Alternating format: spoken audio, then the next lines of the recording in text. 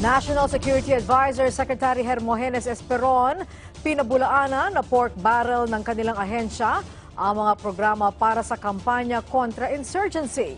Kahalagahan ng pondo sa pagsugpo ng insurgency sa bansa, binigyan diin ng kalihim.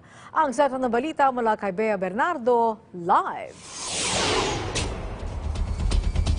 Angelique, pinagtanggol ni National Security Advisor Secretary Hermogenes Esperon ang budget na hinihingi ng kanilang tanggapan para sa laban kontra insurgency.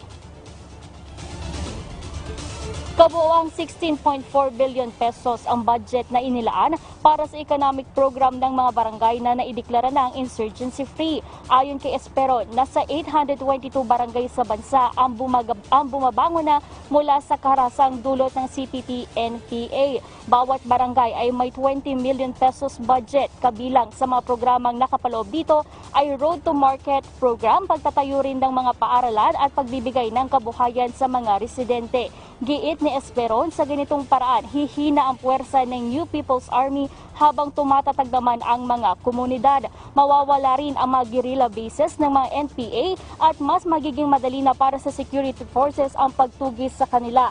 Mariin namang pinabulaanan ng kalihim ang naging pahayag ng Makabayan Black na ang programa ay maituturing na pork barrel ng kanyang tanggapan. Paglilinaw ni Esperon, ang Department of Budget and Management ang maglalabas ng pondo na diretso sa mga munisipalidad.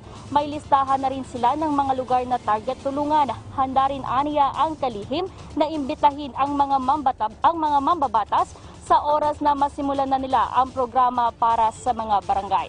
At yan muna ang latest mula dito sa Camp Crame. Bea Bernardo para sa Bayan. Okay, maraming salamat sa iyo, Bea Bernardo.